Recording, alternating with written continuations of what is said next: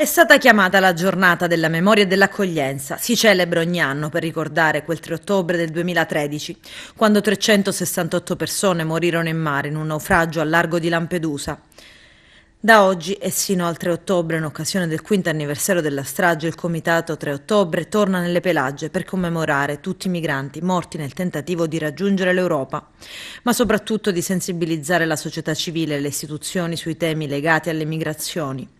L'iniziativa promossa con sostegno del Comune di Lampedusa e della RAI con il contributo dell'Associazione Nazionale Vittime Civili di Guerre e finanziata dall'Agenzia dell'ONU per i Rifugiati riunirà studenti, insegnanti, rifugiati, associazioni e organizzazioni impegnate nella difesa dei diritti umani. La prima giornata si apre con l'accoglienza di studenti e insegnanti provenienti da tutta Italia e con la visita al Museo della Fiducia e del Dialogo per il Mediterraneo, poi dei laboratori all'insegna dello scambio e della conoscenza reciproca.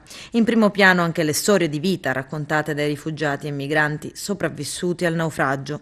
Seguirà una tavola rotonda alla quale parteciperanno il sindaco di Lampedusa Salvatore Martello e diversi esperti del settore. La giornata si concluderà con un concerto dell'artista italo-francese Sandro Joveux.